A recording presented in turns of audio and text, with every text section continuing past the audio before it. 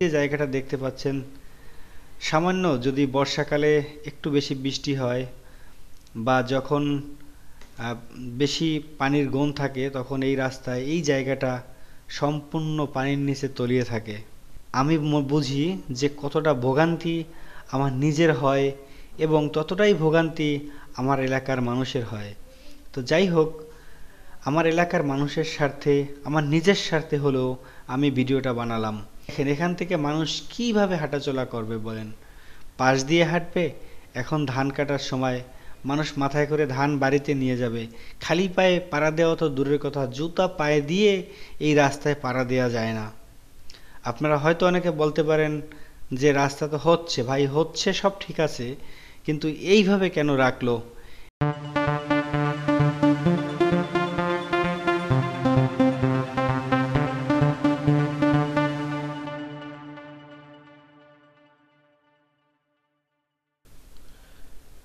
প্রিয় বন্ধুরা, আজকে চলে এলাম আরেকটি নতুন ভিডিও নিয়ে।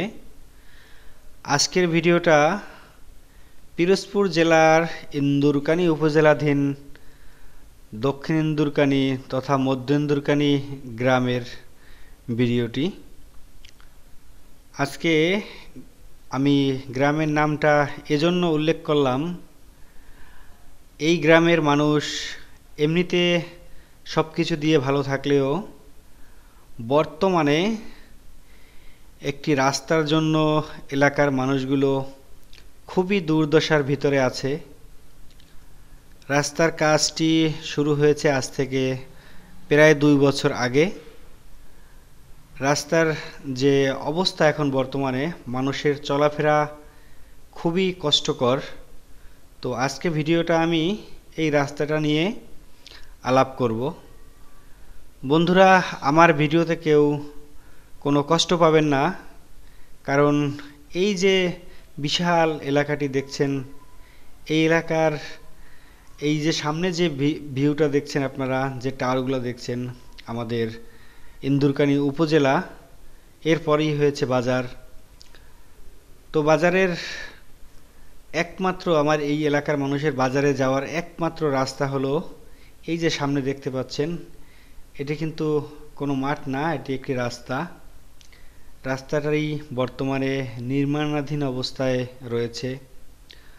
যদি নির্মাণ কাজ চালু থাকতো তাহলে কোনো সমস্যা ছিল না, হয়তো 2 মাস বা 6 মাসের ভিতরে রাস্তার কাজ কমপ্লিট হয়ে যেত। আমি ড্রোন দিয়ে দেখাচ্ছি এই কারণে, যাতে আপনারা বুঝতে পারেন এই রাস্তাটি দিয়ে কত মানুষের চলাফেরা প্রতিদিন। হাজার হাজার মানুষ এই রাস্তাটি দিয়ে চলাফেরা করে, কিন্তু এখন বর্তমানে মানুষ ডিজিটাল যুগে এসেও এখান থেকে কয়েক কিলোমিটার রাস্তা বাজার থেকে, বাজারঘাট নিয়ে, বাজারের মালামাল নিয়ে তাদের হেঁটে যেতে হয়। আমি ড্রোনটা একটু উপর করছি, আপনারা দেখেন।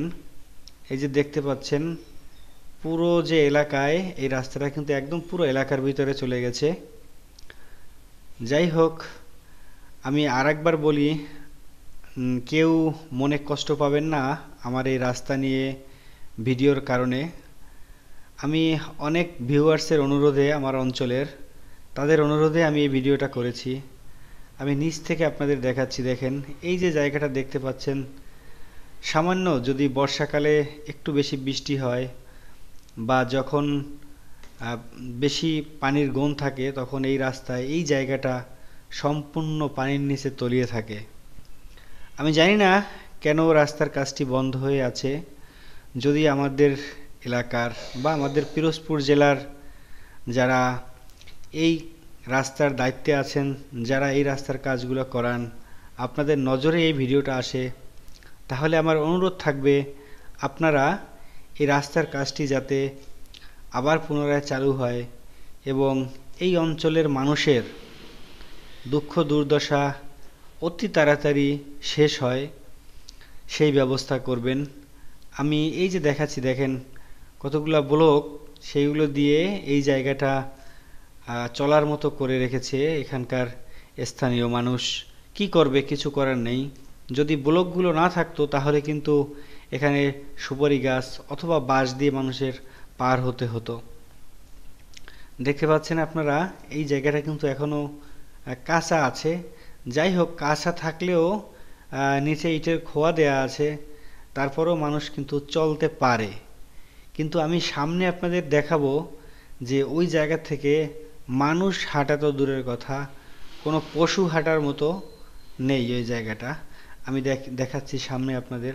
দেখেন, এই হচ্ছে রাস্তার অবস্থা। রাস্তার মাঝখানের অবস্থা হচ্ছে এই। কি করবে মানুষ? জায়গা পেয়েছে, গরু রেখে দিয়েছে। এই যে দেখেন, আমি একটু সামনে গিয়ে আপনাদের দেখাই। এই দেখেন, এর ভিতর দিয়ে কি মানুষ হাঁটতে পারে আপনারা বলেন? দেখেন, আমি একটু দেখাচ্ছি আপনাদের একটু সামনে নিয়ে। দেখেন, এখান থেকে মানুষ কিভাবে হাঁটাচলা করবে বলেন? পাশ দিয়ে হাঁটবে? এখন ধান কাটার সময় মানুষ মাথায় করে ধান বাড়িতে নিয়ে যাবে, খালি পায়ে পাড়া দেওয়া তো দূরের কথা, জুতা পায়ে দিয়ে এই রাস্তায় পাড়া দেওয়া যায় না।